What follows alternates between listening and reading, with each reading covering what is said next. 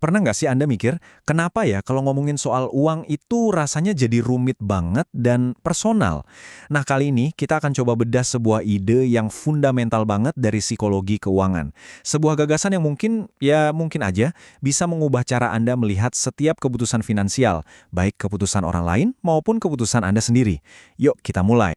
Kita semua pasti pernah lihat kan, ada orang yang kita tahu pinter banget, tapi tiba-tiba bikin keputusan soal uang yang bikin kita, geleng-geleng kepala.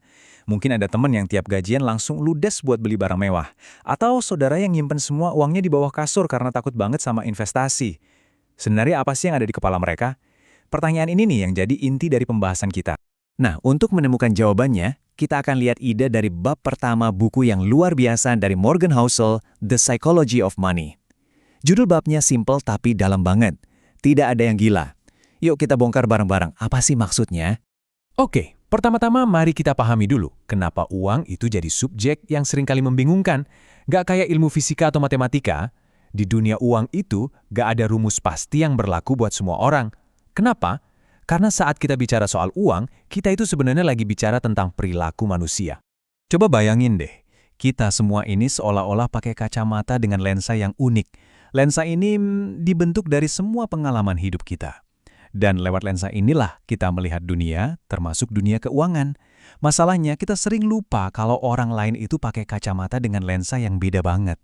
Kita ngerasa apa yang kita lihat itu ya satu-satunya kebenaran. Nah, disinilah ide utamanya muncul. Keputusan finansial kita itu ternyata gak benar-benar dibentuk oleh hitung-hitungan di Excel atau nasihat para ahli di TV. Keputusan itu dibentuk oleh sejarah pribadi kita masing-masing. Jadi konsep intinya begini, sebenarnya nggak ada yang namanya keputusan finansial yang gila. Setiap orang, tanpa terkecuali, membuat keputusan yang masuk akal bagi mereka pada saat itu juga. Keputusan itu dibuat berdasarkan informasi yang mereka punya dan kacamata unik yang mereka pakai. Sesuatu yang buat Anda kelihatan boros, buat orang lain mungkin itu cara mereka untuk merasa aman atau bahkan dihargai. Kisah uang kita ini dipengaruhi sama banyak hal. Kapan dan di mana kita lahir, kita tumbuh pas ekonomi lagi bagus atau lagi susah, gimana cara orang tua kita ngomongin uang di rumah, bahkan sampai sentuhan keberuntungan atau kesialan yang pernah kita alami. Semua ini tanpa kita sadari, ngebentuk cara kita mandang resiko dan imbal hasil. Coba deh, pernah gak Anda berhenti sejenak dan mikirin, apa aja ya yang ngebentuk kisah uang versi Anda? Coba deh pikirin ini. Semua interaksi Anda dengan uang seumur hidup, tiap gaji yang Anda terima, tiap tagihan yang dibayar, tiap investasi yang pernah dicoba, itu semua cuma secuil, setitik debu yang super kecil dari keseluruhan sejarah ekonomi dunia. Tapi lucunya, pengalaman yang secuil itu, yang cuma setitik debu itu, justru nggak bentuk sekitar 80% dari cara kita berpikir soal gimana uang bekerja. Kenapa bisa gitu? Ya karena pengalaman pribadi itu terasa nyata. Kita merasakannya langsung, secara emosional. Sebuah grafik tentang resesi di buku nggak akan pernah sekuat ingatan waktu kita lihat orang tua kita cemas mikirin tagihan. Oke, sekarang mari kita lihat gimana perbedaan pengalaman pribadi ini bisa menciptakan cara pandang soal uang yang beda banget, tapi sama-sama valid dari sudut pandang masing-masing orang. Coba bayangin dua orang. Yang satu tumbuh besar pas ekonomi lagi krisis. Buat dia, keamanan finansial itu nomor satu. Menabung itu kayak napas, dan pasar saham itu rasanya kayak kasino yang bahaya banget. Sekarang bayangin orang kedua. Dia tumbuh pas ekonomi lagi bagus-bagusnya. Buat dia, investasi itu ya langkah yang wajar buat ngebangun kekayaan. Gak ada yang salah atau benar di sini. Keduanya cuma respons yang rasional terhadap dunia yang mereka kenal. Dan ini bukan cuma soal perasaan loh. Datanya beneran ada. Coba lihat grafik ini. Seseorang yang lahir tahun 1970, di masa mudanya dia lihat pasar saham roket. Jelas, pengalaman ini menanamkan optimisme. Sebaliknya, orang yang lahir tahun 1950 ngalamin pasar yang cenderung datar di masa mudanya. Tentu aja ini bakal ngebentuk pandangan yang lebih hati-hati seumur hidupnya. Sama juga ceritanya soal inflasi. Seseorang yang lahir tahun 1960, dia lihat harga-harga naik gila-gilaan pas dia masih muda. Buat dia, inflasi itu ancaman nyata.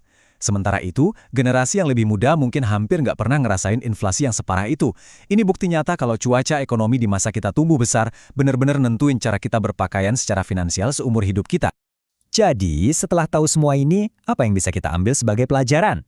Nah, disinilah obrolan kita beralih dari sekedar memahami data menjadi mencoba membangun empati. Ini pertanyaan yang penting banget untuk kita renungkan. Lain kali Anda lihat seseorang bikin keputusan uang yang menurut Anda aneh, entah itu beli mobil mahal padahal gajinya pas-pasan, atau malah nggak mau investasi sama sekali, coba deh berhenti sejenak. Daripada langsung ngejudge, gimana kalau kita coba bertanya dalam hati, kira-kira cerita hidup apa ya yang bikin keputusan ini jadi masuk akal buat. Housel ngasih contoh yang bagus banget soal ini. Orang berpenghasilan rendah yang beli tiket lotre. Secara hitung-hitungan, itu keputusan yang jelek. Tapi coba kita lihat dari lensa mereka. Mereka itu bukan lagi beli probabilitas kemenangan. Mereka lagi beli sesuatu yang gak ternilai. Harapan. Mereka beli kesempatan untuk bermimpi punya hidup yang lebih baik. Sebuah mimpi yang mungkin buat sebagian dari kita udah jadi kenyataan. Ini bukan soal angka, ini soal emosi. Nah, ini dia kebenarannya. Keputusan-keputusan finansial yang paling penting dalam hidup kita itu jarang banget dibuat di depan spreadsheet. Keputusan itu dibuat pas kita ngobrol di meja makan, dipengaruhi sama ego kita di ruang rapat, dan dibisikkan oleh rasa takut dan harapan kita di tengah malam. Uang itu nggak pernah dingin dan logis. Ia selalu panas, dipenuhi emosi dan sejarah pribadi kita. Oke, setelah kita paham semua ini, terus gimana kita bisa menerapkannya untuk membangun kehidupan finansial yang lebih baik, lebih damai buat diri sendiri? Yuk, kita cari jalannya. Ada 3 langkah sederhana yang bisa kita coba. Pertama, coba deh jadi arkeolog buat diri sendiri. Gali lagi dan renungkan kisah uang yang ngebentuk diri Anda sampai sekarang. Kedua, coba kenali dari mana sih datangnya rasa takut atau keinginan kita soal uang. Dan yang paling penting, ketiga, pakai pemahaman itu untuk membangun sebuah pendekatan finansial yang terasa khas buat Anda, bukan yang kelihatannya pas menurut orang lain. Pada akhirnya, inilah yang perlu kita ingat. Uang itu nggak pernah cuma soal angka. Ia dibentuk oleh kenangan, rasa takut, harapan, dan pengalaman. Begitu kita sadar bahwa setiap orang membawa ceritanya masing-masing, perilaku yang tadinya kita anggap gila mulai terasa lebih manusiawi. Dan mungkin yang terpenting, kita juga bisa jadi lebih berdamai dengan kisah uang kita sendiri.